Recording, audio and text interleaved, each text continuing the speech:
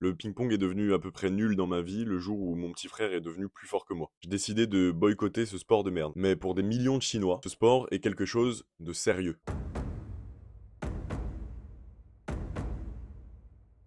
Aujourd'hui, à travers deux histoires, on va découvrir comment, grâce au tennis de table, qui est à la base quelque chose de 100% anglais, la Chine va devenir cette super puissance mondiale qui est à la fois si fascinante et à la fois si putride et méprisable.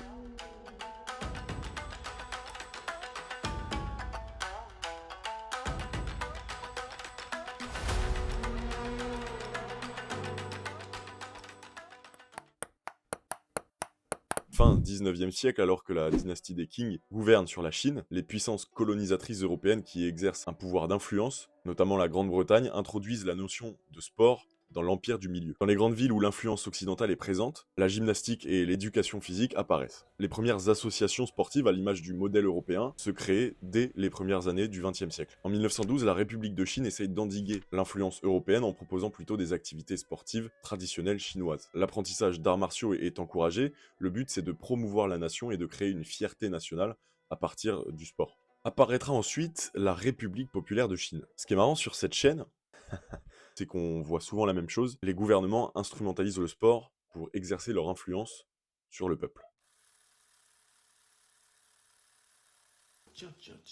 Dans la République populaire de Chine, Mao Tse-tung ne va pas déroger à la règle. Peu après la création de la République populaire de Chine, les dirigeants chinois vont s'intéresser au sport comme moyen d'améliorer la qualité physique du peuple, de le rendre plus productif. En fait, il s'agit notamment d'en finir avec l'image de cette Chine homme malade de l'Asie. Et c'est là qu'intervient notre sport, le ping.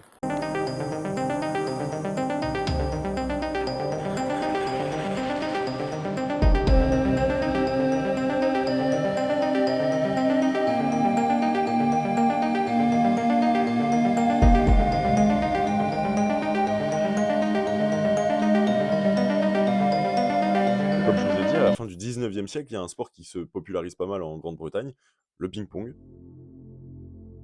Hey man, you wanna play some ping pong? Sure, let's do it! Et qu'on appellera ensuite tennis de table pour les utilisations officielles, comme par exemple pour les appellations de tournois, parce que les Parker Brothers, une compagnie qui détient plusieurs jeux de société, comme le Monopoly par exemple, ont récupéré la propriété intellectuelle sur le mot ping-pong. Voilà, ils ont le monopole de ce terme maintenant. Excellent. L'appellation subsiste par contre en Chine, évidemment parce qu'ils en ont un peu rien à foutre. Et évidemment, on imagine mal les huissiers des Parker Brothers sillonner la Chine à la recherche de tous ceux qui utilisent ce mot sans leur autorisation. Voilà, au niveau du budget, à mon avis, le CA n'a pas autorisé ça. Vers les années 30, la République de Chine se cherche une identité, essaye de se donner un genre. Bah ouais, parce qu'ils ont été créés en 1912, donc ils succèdent à la dynastie des Qing qui est en place depuis 1644. Donc évidemment que tu dois arriver avec une proposition. Tu peux pas arriver et dire nous sommes la République de Chine.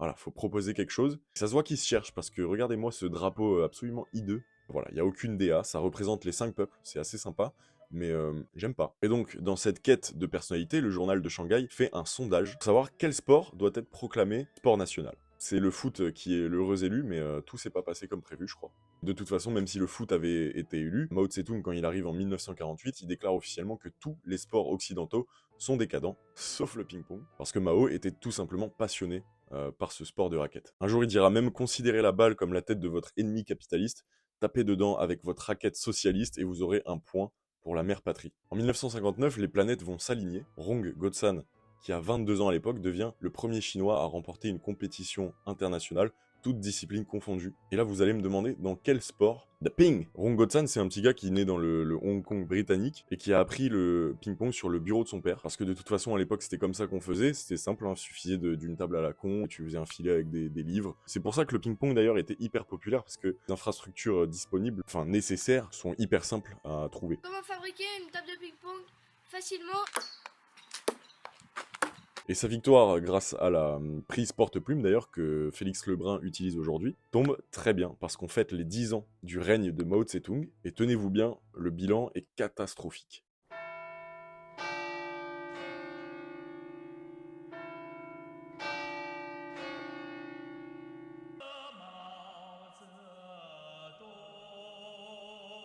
Alors, quand les politiques chinois, ils entendent que Ronggo-san a gagné en Europe, en plus, ils se disent, on va user le storytelling jusqu'au bout. L'histoire de Rong va être exploitée et va devenir l'outil de propagande de l'individu socialiste qui a réussi. Il a battu Richard Miles, un Américain, en demi-finale, le même Américain qui avait éliminé 2 de ses compatriotes en quart de finale et en huitième. Donc le storytelling était juste parfait. Preuve que le ping-pong devient quelque chose de sérieux aussi, c'est qu'en 1961, une femme remporte le premier titre féminin, côté chinois pour toute discipline confondue aussi dans le sport.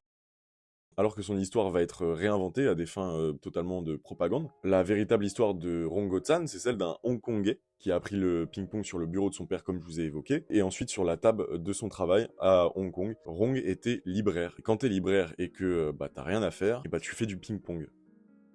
Il a vu que Hong Kong n'était pas forcément disposé à lui donner le soutien dont il avait besoin dans la discipline, sa passion. Il fuit vers le nord, donc en Chine, pour faire carrière, et c'est comme ça qu'il deviendra ensuite champion du monde. Ensuite, il sera accusé d'espionnage pendant la révolution culturelle et il se suicide le 20 juin 1968. Mais l'un de ses amis hongkongais, Stephen Cheng, écrira qu'il pense plutôt que Rong, son ami, s'est fait exécuter par les communistes discrètement, pour un motif qu'il explique pas, mais ça serait pas étonnant parce qu'à l'époque c'était bien monnaie courante. C'était comme aller acheter le pain, voilà, t'exécutes, hop, tu rentres chez toi, tu manges, t'exécutes. Bref, en partie grâce à Rong, le ping-pong va devenir une grande cause nationale.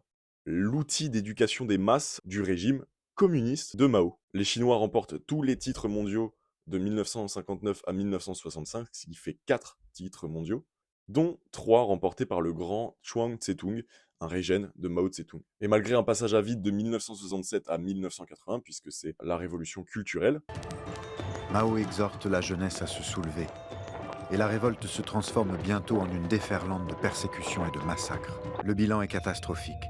Certains parlent de plus d'1 million de morts.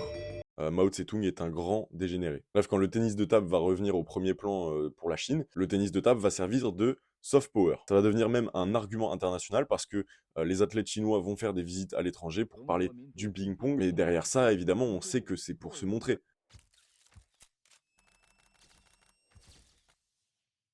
Depuis le retour de la République populaire de Chine au JO en 1982, 65% d'hommes et 100% de femmes chinois ont gagné les épreuves en individuel aux Jeux Olympiques et 100% en équipe. La domination est insolente.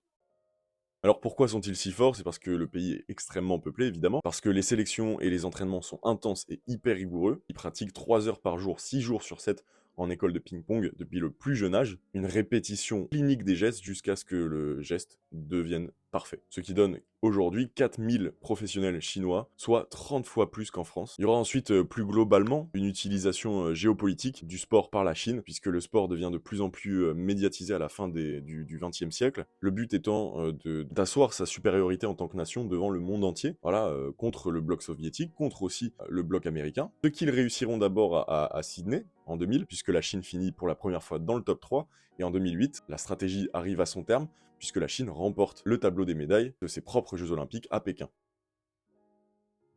Donc voilà, c'est ce petit sport qui, finalement, selon Mao, était le seul à ne pas être le décadent, qui a fait partie de cette stratégie de soft power, comme je vous ai dit. Ça permet d'importer sa culture, ça permet de montrer que le sport tourne bien, à travers la santé de ses hommes, mais aussi à travers la santé de ses infrastructures. Qui dit infrastructure dit santé économique. C'est un peu ce qui se rapproche le plus géopolitiquement du concours de bits.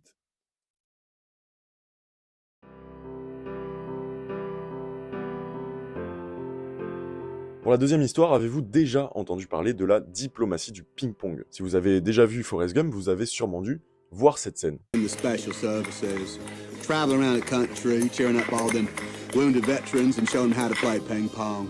We decided that I should be on the All-America ping pong team. We were the first Americans to visit the land of China in like a million years or something like that.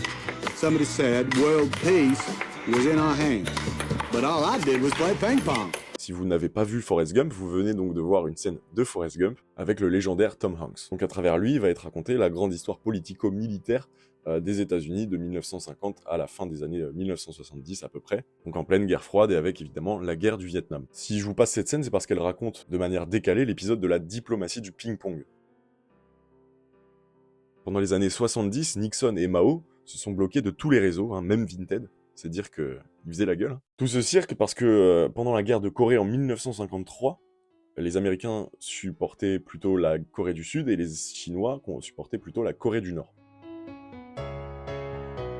Les relations entre le bloc soviétique et Mao Tse-tung se tendent. Et donc la Chine affiche ouvertement sa volonté de se rapprocher des États-Unis pour contrebalancer un peu ces tensions. Et ils veulent aussi être enfin reconnus comme la seule et véritable nation chinoise à travers le monde sur la scène internationale, puisque c'est encore Taïwan, Taipei. De l'autre côté, Nixon fait aussi les yeux doux à la Chine. L'oncle Sam veut se servir de la Chine comme levier pour se sortir de la guerre du Vietnam dans laquelle ils sont empêtrés, embourbés. C'était pas ma guerre.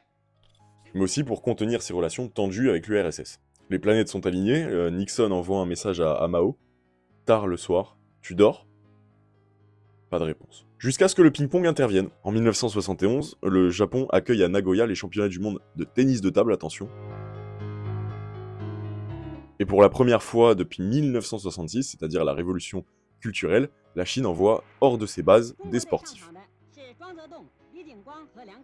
Bref, on est à Nagoya en pleine compétition, et un beau soir, le pongiste américain Glenn Cowan décide de prolonger son entraînement avec un collègue chinois, Liang Jieliang. Vous connaissez ces soirs où on n'a pas envie de finir l'entraînement, on a envie de continuer, je sais pas, par exemple au foot, à faire des frappes dehors. Bah, c'est exactement ça. Sauf que comme l'entraînement dure, il va durer dans la soirée, la délégation américaine est déjà partie. Ils n'ont pas attendu Glenn. Et d'ailleurs, Glenn ne sait pas comment rentrer à son hôtel depuis le centre sportif, et c'est là que le joueur chinois avec lequel il s'est entraîné va intervenir puisqu'il prend la responsabilité de l'inviter à revenir à l'hôtel en bus avec la délégation chinoise. Donc tout le monde prend place dans le bus, et Glenn Cowan il est un peu là, comme un ovni, au milieu de tous ces Chinois. Les athlètes asiatiques le regardent, la situation est un peu pesante. Vous répondez pas? Mais un pongiste du nom de Tuan Setung brise la glace et décide de taper la discute à Glenn à l'aide d'un traducteur. Tuan Setung en témoigne, le trajet a duré 15 minutes et il a hésité 10 minutes à venir lui parler. Lui, le sportif chinois à qui on répétait sûrement pendant toute son enfance, pendant toute son éducation, abat l'impérialisme américain, va vers l'ennemi. À la fin du trajet, Tuan Setung va même plus loin. Il offre à Cowan une broderie de soie qui représente les montagnes de Huangshan. Le lendemain, Cowan va retrouver son compère chinois et lui offre en retour un t-shirt arborant la phrase suivante: « Barrez-vous de ma muraille, connard de Mongol !» Hé, tirez-vous, connard de Mongol! Vous pas cassez ma muraille! Oh, putain de Mongol de merde! Incroyable, pourquoi chaque fois que nous, Chinois, faire grande muraille, les Mongols débarquaient pour tout café? Non, il y a une phrase pacifiste, bien connue prononcée par les Beatles, « Let it be ». C'est là que la presse s'empare de l'événement, les micros se tendent. Mr. Cowan, aimeriez-vous visiter la Chine un jour? Pourquoi pas? Le grand timonier, Mao, voit passer l'information, et il décide donc de dire à Tuan Setung d'inviter la délégation américaine à Pékin. Waouh! Là, la glace vient clairement d'être brisée, et les Américains acceptent aussi sans hésiter. Après les mondiaux du Japon, de Nagoya, une délégation de 15 pongistes américains débarque en Chine. Cet événement fera d'ailleurs la une du Time, et ces nouvelles relations sino-américaines sont délibérément mises en avant. Tim Bogan, un pongiste présent pendant l'événement, raconte. Des immeubles gris, des affiches de Mao partout, c'était très bizarre pour nous.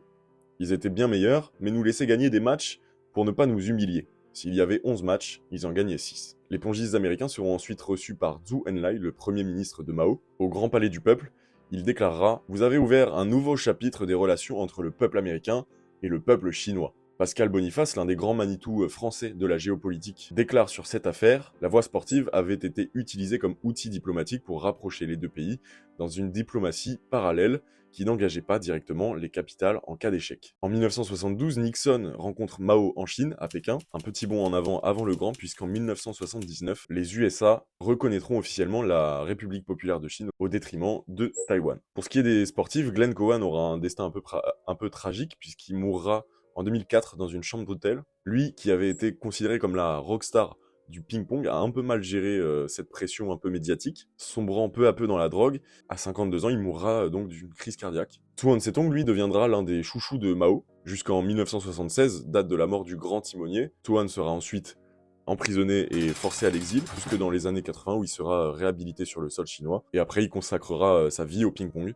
jusqu'à sa mort en 2013 à 73 ans. Mais voilà, pourquoi je voulais vous raconter cette histoire, c'est parce que le ping-pong, ce simple sport de raquette, c'est incroyable, un petit sport de raquette, est à l'origine de la réconciliation entre deux mastodontes de l'histoire de l'humanité, qui a commencé là, il y a des milliers d'années. Si un jour on vous dit qu'il ne faut pas lier le sport à la politique, racontez cette anecdote à votre interlocuteur, parce que le sport ne sera jamais apolitique. Bordel. J'ai été beaucoup aidé par le travail de recherche du compte FC Géopolitics sur Twitter, dans son thread qu'il a justement consacré à cette histoire de la diplomatie du ping-pong, qui est assez connue au final. Il conclut d'ailleurs le sujet très très bien. Je cite, la petite balle du ping-pong a enclenché un tournant dans le destin de la grosse balle, celui du monde. Merci d'avoir regardé la vidéo, j'espère qu'elle t'a plu. J'ai toujours pas changé d'avis sur ce sport, mais j'ai pris du plaisir à faire les recherches et à écrire cette vidéo. Et j'espère que ton expérience de viewer ensuite t'a plu également. Abonne-toi, like, partage. Moi je te dis à bientôt pour de nouvelles vidéos, j'ai des trucs à faire.